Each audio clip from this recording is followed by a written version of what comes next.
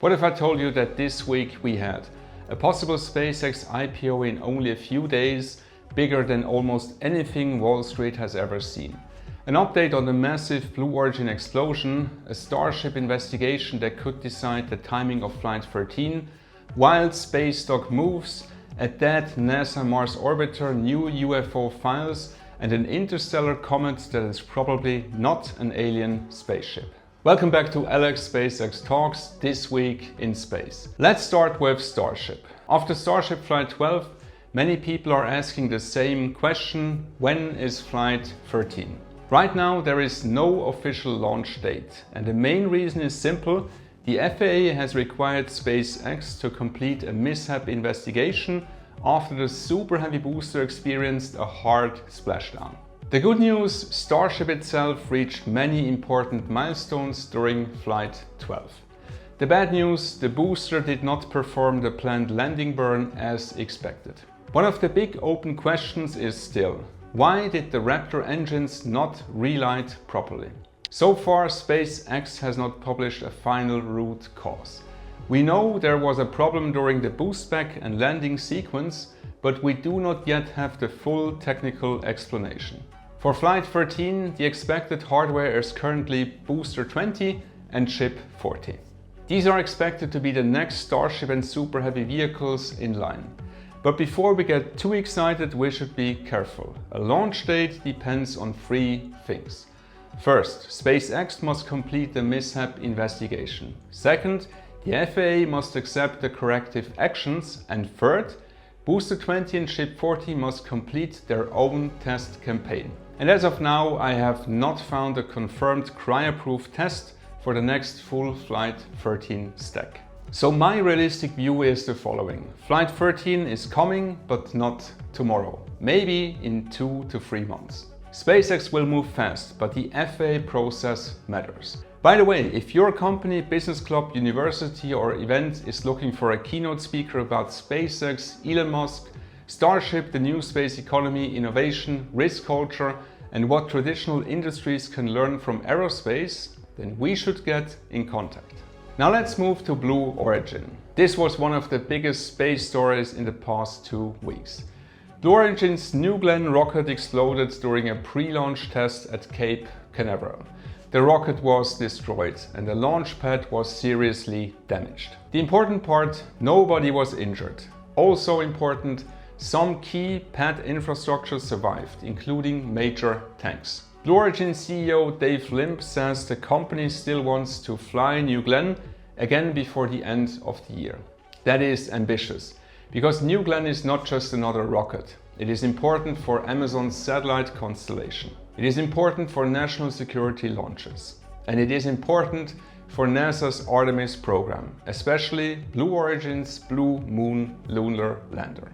NASA has already made clear that pad repairs could take serious time. So yes, Blue Origin wants to return quickly, but this is a major setback. And that brings us directly to Artemis III. NASA is still pushing forward with Artemis, but the architecture is complicated.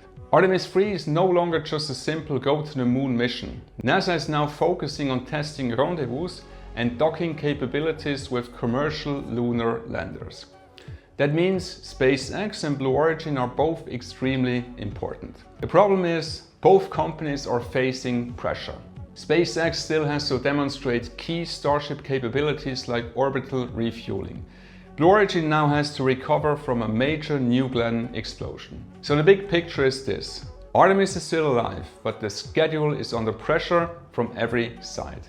Now to the financial bombshell of the week, the SpaceX IPO. Reports say SpaceX could go public around June 11 or June 12 with a price of around $135 per share and a valuation of roughly $1.75 trillion. That would make it one of the most important IPOs in history. But what does IPO actually mean? IPO stands for Initial Public Offering. It means a private company sells shares to the public for the first time. Until now, SpaceX shares were mostly available only to private investors, employees, venture capital firms or through the secondary markets. After an IPO, regular investors can potentially buy SpaceX stocks through normal brokers, depending on the country, the platform and allocation. But here is the key point. Buying at IPO is not always easy. Big institutional investors often get the first allocation. Retail investors may get only a small amount or none at all. And if demand is huge, the stock can jump sharply on the first trading day. So if you are a retail investor, there are usually two ways.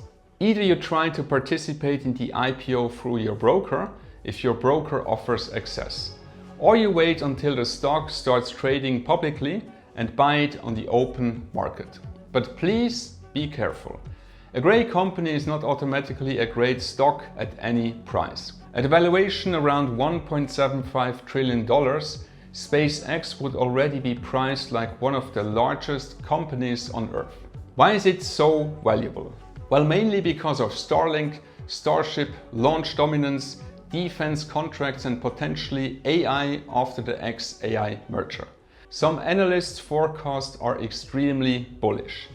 One projection says SpaceX revenue could reach around $470 billion by 2030 and even $3.4 trillion by 2040.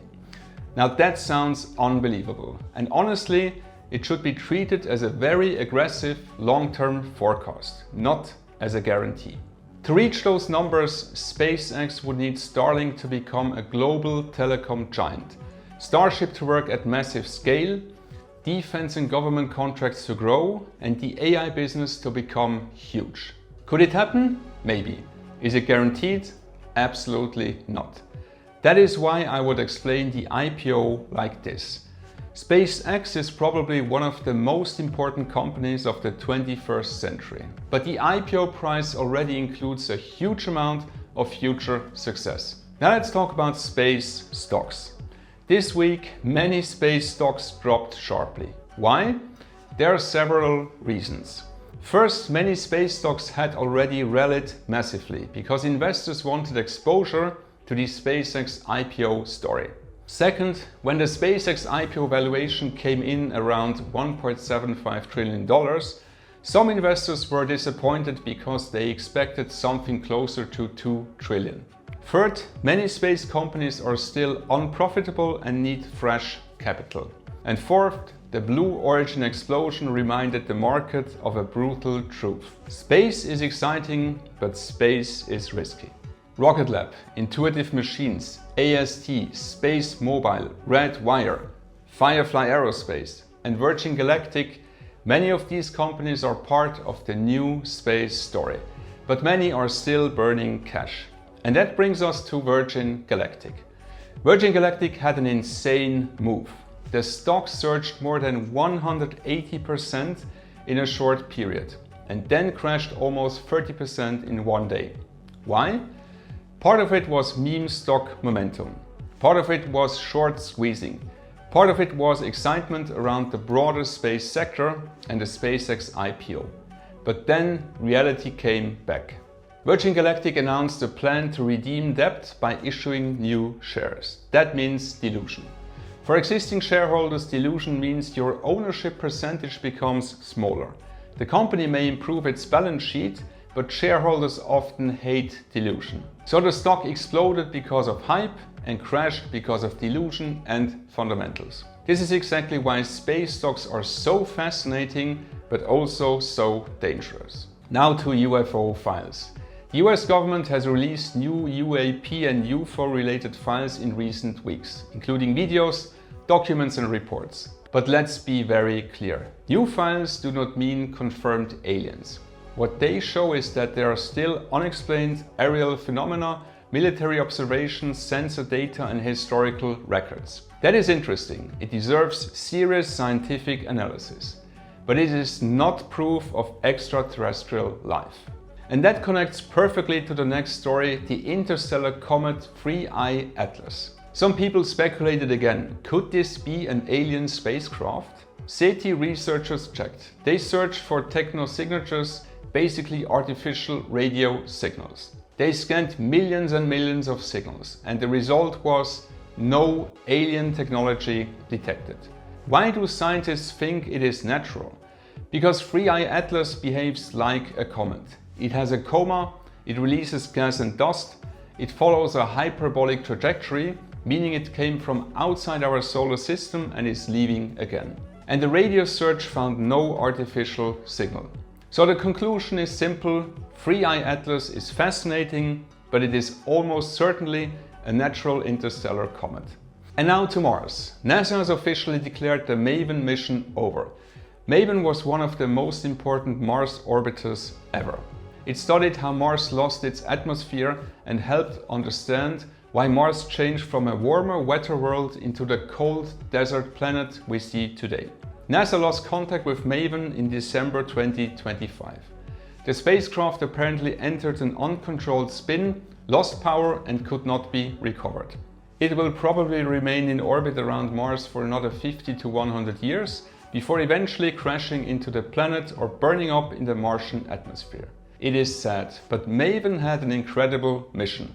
It operated for longer than originally planned and delivered more than a decade of valuable science. So this week shows the full spectrum of space exploration. We had rockets exploding, we had Wall Street preparing for a historic SpaceX IPO, we had Starship waiting for the next test flight, we had NASA losing a Mars spacecraft, we had UFO files, and we had scientists checking whether an interstellar comet was alien technology. And that is why space is so powerful. It combines science, risk, money, engineering, imagination, and the biggest questions humanity can ask. Before I wrap up, I also made a separate video about the environmental impact of Starship, especially what happens when boosters or ships land in the ocean. If you want a more balanced view beyond the usual online outrage, then check out that video on my channel. I speak about exactly these topics in a way that it's understandable, exciting and relevant even for non-space audiences. That's it for this week in space. If you enjoyed this update, please like the video, subscribe to the channel and tell me in the comments, would you buy SpaceX stock at $135 per share, or is the valuation already too high? Thanks for watching and I'll see you in the next episode of Alex SpaceX Talks. Ciao!